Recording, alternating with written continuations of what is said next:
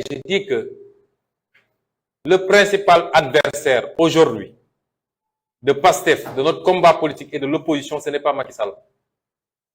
Parce que Macky Sall sait que politiquement, nous sommes beaucoup plus puissants que lui dans ce pays.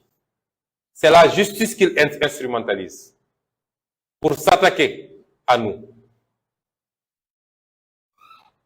Ce juge a refusé, après avoir fait tous ses dénis,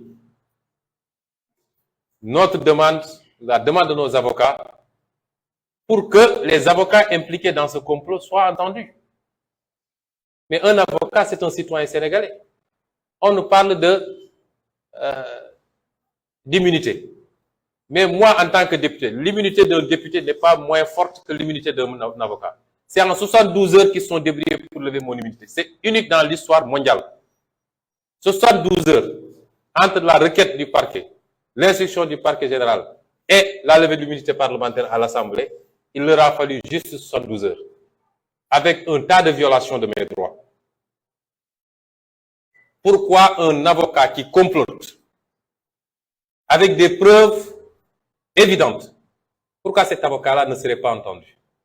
C'est quoi cette histoire de corporatisme? Le corps judiciaire, de manière générale, est-il mieux protégé que tous les autres corps? Est-ce qu'un député qui a été élu par le peuple sénégalais a une immunité moins honorable et moins protégée qu'un avocat? Nos avocats ont demandé à ce que Maître Sow et Maître Diordiagne soient entendus parce que leur nom a été cité. Et avec des éléments de preuve, le juge a refusé cette requête. Et jusqu'à la dernière requête de mes avocats, c'est-à-dire que le réquisitoire définitif du procureur leur soit transmis, le juge a refusé pour s'empresser de prendre une ordonnance et de renvoyer et de leur annoncer ça par mail. C'est la première fois, en tout cas, pour ceux qui connaissent les procédures, qu'on voit cette pratique au niveau de la justice. Et cette justice, depuis que je suis en politique, cette justice a été instrumentalisée pour nous persécuter. Au jour d'aujourd'hui, je suis le seul maire qui, 10 mois après avoir été élu, est empêché de voyager pour aller travailler pour sa commune. Je suis le seul maire. Même pour aller en Casamance, je ne peux pas passer par la route. Au lendemain de la fête de fin d'année, puisqu'on avait des problèmes de réservation d'avion, j'ai dû mettre toute ma famille dans les véhicules pour qu'ils viennent par la route. Et moi, j'ai dû aller tout faire pour avoir un billet d'avion. Parce que je n'ai pas le droit de traverser la Gambie pour revenir à Dakar. Quand nous saisissons la justice ne bouge jamais. J'ai parlé des 94 milliards. J'ai déposé des plaintes contre M. Mahmoud Diallo.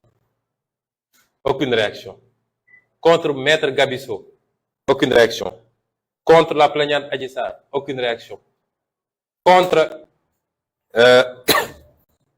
Serigne Bassirou Gueye. Il n'y a que sur ce dossier que le parquet général a transmis le dossier à la DIC qui m'a appelé pour confirmer ma plainte. Tous les dossiers que nous déposons, nous, la justice fait le mourant et laisse le dossier mourir de sa belle mort. Mais dès lors qu'il y a un dossier qui nous concerne, mais je n'ai jamais compris cette précipitation-là. Par exemple, ce faux dossier de diffamation d'un homme que je ne veux même pas nommer, mais si vous voyez la diligence avec laquelle le parquet s'est emparé du dossier, ils n'ont même pas osé dire à la personne de faire une citation directe. C'est une citation du parquet. Et il y a 3 jours, c'est à 6 heures du matin que les policiers de la DIC se sont présentés chez moi pour prétendument nous donner une convocation, bien après délai d'ailleurs. Bien après délai. Mais nous, quand on dépose une plainte, la justice n'instruit jamais. Personne ne peut m'empêcher, s'il plaît à Dieu, d'être candidat en 2024.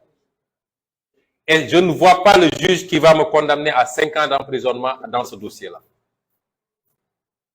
Que chacun assume sa responsabilité parce que les gens sont dans leur bulle. Ils font leur conciliabule, ils manipulent des textes, ils font dire ce qu'ils veulent à la loi et ils pensent que ça va continuer à passer dans ce pays. Trop, c'est trop. Il faut arrêter. Tous les gens qu'ils ont jetés en prison, c'est des pères de famille comme eux. C'est des fils de quelqu'un comme eux. Vous ne pouvez pas prendre des gens pour les envoyer en prison sans aucune base et vous rentrez tranquillement chez vous, retrouvez votre femme et votre enfant. C'est ces frustrations cumulées qui peuvent conduire ce pays à des situations qu'on ne souhaite pas. L'injustice est le nid de tous les comportements agressifs. Nous avons toujours appelé à la paix.